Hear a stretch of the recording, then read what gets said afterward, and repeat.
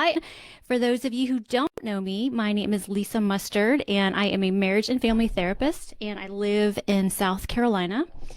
And I also have a podcast called The Therapy Show with Lisa Mustard.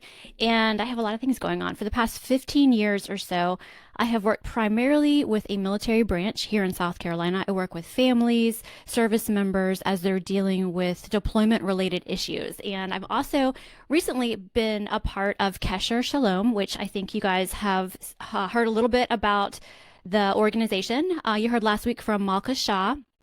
And we will put the link to her live from last week in the comments. So if you did not catch that, you've got to go back and watch what she shared about trauma and how it is affecting us right now. But today we're going to talk about how to talk to kids about anti-Semitism. Before I jump into that, I want to give a huge thank you to Never Forget Jewish Lives Matters, Sharon Cates, one of the admins here, who has been so gracious in having us present these topics. We truly want to support and help and be a resource for anybody who's experiencing any type of stress or just, issues with what's been going on for the past couple of months over in Israel, as well as what's happening here in America. Also want to give a shout out to OK Clarity. If you don't know OK Clarity, they are a online directory for Jewish therapists and nutritionists and coaches. You can find so many professionals, wellness professionals over on the okclarity.com site. That information is pinned in the comments. They have a fabulous Instagram feed. They also have a wonderful WhatsApp channel where you can join, and they share all kinds of resiliency information, information about, being Jewish and resiliency.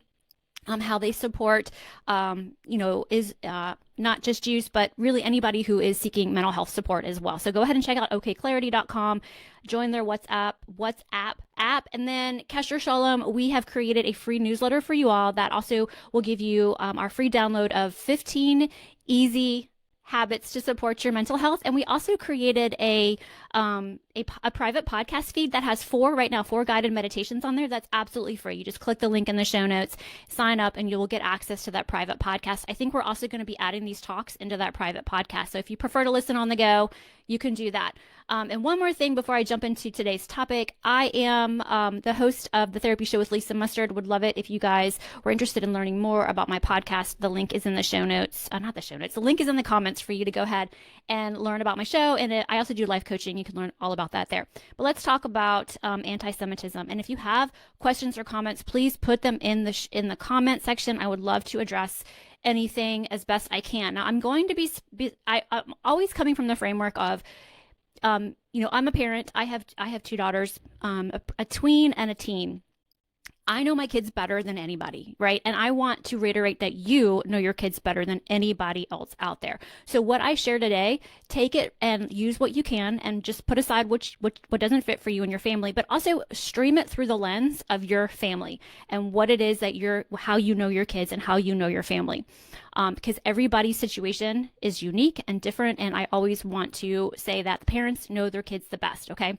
All right. So the first question that was asked prior to even having this live was, at what age can you start talking to kids about, I think it was the Holocaust education. Now, I'm not an educator. I went straight to the source of the Holocaust Museum and looked that up, and they suggest that Holocaust education really should start middle school. 6th grade sounds, looks to be about the appropriate age. They recommend you can talk to kids earlier, elementary school age, about diversity and being different. But developmentally, kids really don't have the capacity to understand on a broader level the Holocaust until they are, 6th grade or so. So I hope that answers, I think it was History of the Ages. He asked that question. I hope that answers your question. All right, so let's talk about, how do you talk to your kids about anti-Semitism?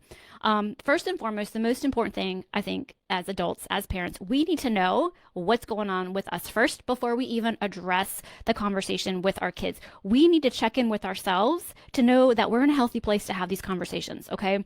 So if you're not in a healthy place or in a rational place to have these conversations, maybe don't have that conversation yet. If you're in an emotionally reactive state, I would not recommend jumping into that conversation. Every time I have a conversation with my teen about what's going on, I have to check in with myself first. I have been known to tell her, hey, I need a couple minutes to process what you just told me or what's happening that you saw on the news. So give me a minute, let me go and think about it, and I'll be right back and we can talk about it. And sometimes I will call my husband and have a conversation with him. I will call a friend.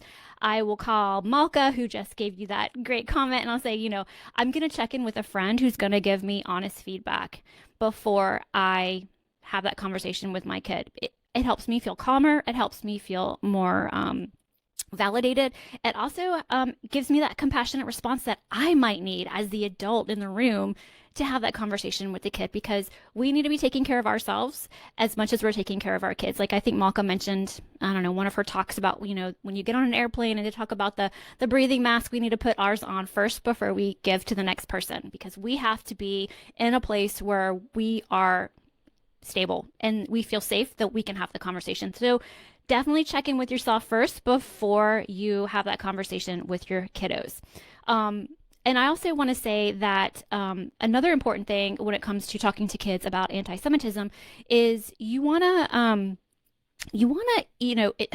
teens are one thing, right? And I'm talking, we're going to talk teens, tweens, and maybe even elementary school kids. But with the teens, it's okay for you to tell them that maybe you're feeling a little bit of your own distress, because they can handle it.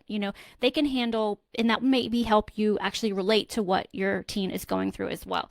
But it is okay to admit that you are having your own issues with some of the hateful things that you're seeing out there. But it is important to tell that kid, this is scary and this is painful, and it is a time for us to be having these conversations. It's really important. Also, you want to give a balanced and accurate awareness of the level of anti-Semitism that's happening where you are, where you live. Now, I live in the South, okay? It's a very different environment down here than it is in New York, where some of my friends are. It's very, very different, okay? For example, I don't know, and also you have to remember that what we see on social media is not always the reality of what is happening in our environment and in our world. So we might see on social media that there's all this anti-Semitism going on and people are protesting and people aren't being supportive. But my experience last week at a middle school orchestra concert, when they played the Hanukkah song, everybody was cheering and clapping and so excited and happy. So, you have to really balance like what you think is happening out there versus like what is the reality of you and your family and where you live. So I know that's going to be different for everybody. So definitely keep that in the back of your mind as you are having conversations with your children, and ask them where they're getting this information from, where they're seeing this. If they're seeing it on social media, especially on TikTok, y'all, I got to tell you, I'm going to come out and say it. I am not an advocate for TikTok. So if there's any way that you can really work to get your kid off of TikTok, I'm going to be that advocate out there that says, don't let them on the TikTok. Okay. I'm just going to say it, even Instagram sometimes, because those social media platforms are designed to, they're designed for so many things, but they are designed to take you down that rabbit hole of things over and over again. And it only ups our anxiety. It only ups our sadness. It only ups our moodiness. So if you as a grown-up can really watch how much time you're spending on those social media apps, I think that's a good idea as well. But you want to definitely talk to your kids about getting information from credible sources. I know where I go. I go to a couple different places to get accurate information, and you have to decide for your family where you're going to get that accurate information. I'm not going to tell you where to get that, but you have to decide. You have to do your research and decide like where is the information coming from that you are going to subject yourself and get the news from. Okay, I think getting it from social media is a horrible place to get your news, because you get it in 30-second clips. You get people you can't vet these people. You don't know. Some of them, sure, you can, but just random clips from people that you don't know anything about. Why are you listening to them? Like, why are you listening to them, and why are you letting them suck the life out of you and give you so much anxiety? I know it's easy to want to respond in the comments and show them and give them the facts. These people don't care about facts. These people do not care about you giving them the right information. They don't. You're not going to change anybody's opinion by one comment on social media. I promise you. So it's worth it for you to take a step back and say, what am I trying to accomplish here? Do I want peace or do I want to be right? And if I want peace in my life, I'm going to take a step back and I'm not going to respond to this bot or this spammer. It doesn't do anybody any good. And it just helps their comment get further out into the algorithm. You're actually feeding the algorithm when you respond to these bots and these spammers. Okay, so like I said, you want to be aware of where you're getting your information from. You want it to be accurate. You figure out what is the best information for you and your family to take in. Okay, we talked about that. We talked about it's okay to talk to your teens a little bit about your own distress. But remember, you are the adult. You are the adult in the room. And so you want to be able to frame it in a way that you're still the adult. Okay, I'm just going to say it like that. And check in, make sure you're in a healthy place. Um, and of course, there is going to be a lot of talk. You're going to hear people say that there's a lot of hatred and jealousy of Jews. And there's a number we don't know why. Like we don't understand where this comes from or why. We can't answer that question. But what we can say is that we have pride in our accomplishments and that's who we are. And good for us. Like we account for 0.2% of the world population, but we also account for 22% of the Nobel Prize recipients. So that should be conveyed with pride, I think. I mean, I'm not going to win a Nobel Prize anytime soon, but I think that's pretty amazing. So remember, when there's jealousy, come back to it with your kids. Of there's a lot to be proud of within our religion and with our faith. We can be proud about our history and our ancestry and our national history of resilience, right? I mean, how many times in history have the Jews, I mean, been fought or been beat down, and we always come back. We always come back, and we come back stronger. The legacy of Jewish survival is amazing, right? So be proud of that and talk to your kids about that and let them know that we have a lot of strength in our history.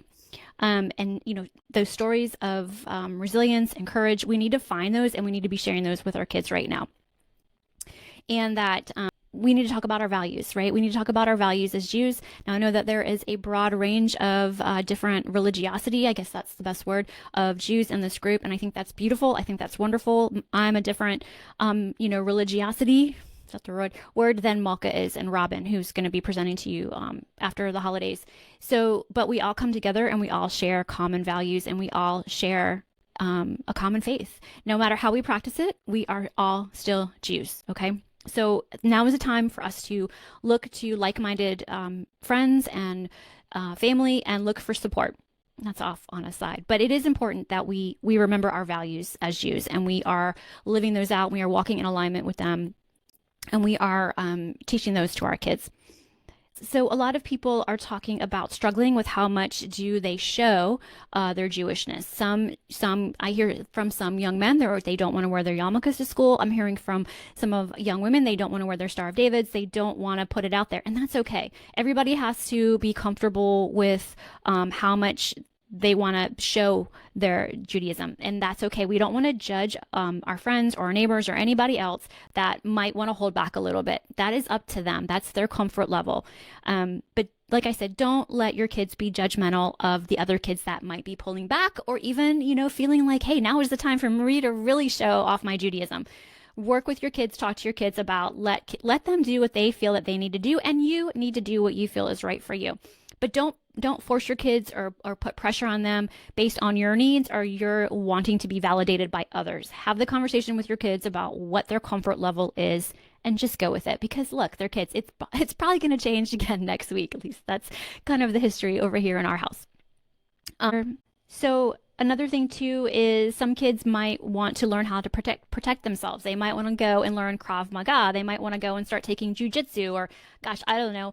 I mean, always that could be a wonderful thing for them to feel confident, to feel good about being protective of themselves and their friends. But of course, you want to have the conversation with them about like, hey, where's this coming from? And remember, this isn't something you go and you learn in one lesson and you're a black belt in Krav Maga. I don't know if they do black belts, or black belt in Taekwondo. That's what we know over here.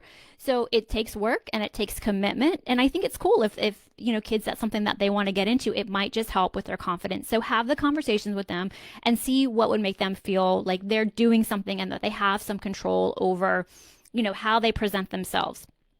So, but also we want to teach them like, hey, if you are worried about your safety, we need to know as your parents, and we need to be talking to school administrators. We need to be talking to local authorities, but have the conversation with your kids, ask them about their safety, ask them about what they're seeing, within their peers. And depending on where you live, it's going to be different. Like I said, here in South Carolina, personally haven't seen anything. But if you live in New York, you live in Brooklyn, or, you're in an area where you're populated, you're Jews everywhere, then it's gonna be different for you. Okay. If you have questions, feel free to put them in the comments. I don't see any questions yet. I saw Malka put up that don't forget to sign up for the Kesher Shalom newsletter. Once again, when you sign up for that, you will get our ebook of 15 easy habits to support your mental health. There's also a self-care checklist in there. And then you'll also get access to our private podcast feed of guided meditations and a little bit more. We're probably going to end up putting these talks on that private podcast feed, so you can refer to them maybe when you're in the car, you're on the go, share them with your friends. You don't always want to be living on Facebook. That's another thing too. I know I mentioned it earlier about social media, but usually social media comes up so much when it comes to anti-Semitism. Social media is a blessing and a curse, and you have to find your balance with it. I know Malka, I think, talked about it last week. Take time away from social media. Take time away from social media and go and live your life. Go and actually experience the world. You don't have to check social media every 15, 20 minutes to be on the know about the spammer or the bot or the jerk that lives, 2 streets over who is just anti-Semitic and posting all kinds of stuff. You don't have to let that into your life. You do not have to. By commenting on these things and you're just adding to the feed. The feed's just getting what it wants. It's getting angry and divisive and polarizing once again. Instead, why don't you be the light? You be the light and post something positive and uplifting. Whatever that is to you. One of our values as Jews is, making peace in the world. How can you do that? How can you show up and be the light? How can you show up and be that positive person on somebody's feed? It doesn't always have to be about, bring the hostages home now, or the war, or anti-Semitism, or, what's going on at the poison Ivy Leagues. I heard somebody call them that, and I thought that was awesome. But what can you do that shares like uplifting messages? Because people need uplifting messages right now in this world. They need to see good stuff. So I'm going to encourage you, for every post that you share about the war or about, pro-Judaism, you share something else that can bring people together. That isn't necessarily, giving the algorithm what it wants all the time. Okay, I think I have covered a bunch of different things that I hope would be helpful for you. I want to just give you a couple resources. I got a lot of this information from an organization called OHEL, and they are a mental health organization, nonprofit. You can go on their website and you can check them out, ohel.com or ohelfamily.org. You can see more information about how to talk to your kids about anti-Semitism. They also have some webinars as well. You can also reach out to Malka or me or even Robin, who will be presenting soon, and have a conversation or get a consultation if you need that. And definitely check out OK Clarity. OK Clarity is they call it the ZocDoc for the Jewish community. So if you're looking for a Jewish mental health provider, psychiatrist, nutritionist, anything like that, you can head over to okclarity.com and you can do a search for what it is that you're looking for. You can also search by, the topic. You can search by location. Lots of ways to get some great information from OK Clarity. You can find me at my website, lisamustard.com. And if I can be of any support or help, feel free to reach out. I don't always check my Facebook because, like you, I am working to stay off of social media and kind of, keep my mental health in check and not be on social media having to know all the time what's going on. And I just want to encourage you one more time to go back and watch what Malka shared about resilience and trauma, because it's really important. Everybody's experiencing this in their own way. Some people are doing better than others. So please check in on your friends, check in on your neighbors. And if you're in this group and you're not Jewish and you're here as a supporter, check in with your Jewish friends. Ask them how you can support them. Yeah, and Malka just said that better than ZocDoc, they can also match you up with a therapist. Tell them that you were referred by us. So you can just send them an email and they will help find somebody for you. Thank you so much for being here, you guys. I hope you have a wonderful, wonderful end of 2023, beginning of 2024. And I hope that we will see you on our newsletter. And if you, like I said, have questions, feel free to reach out. All right. You guys take care. Thanks so much for being here. All right. See you guys soon. Take care.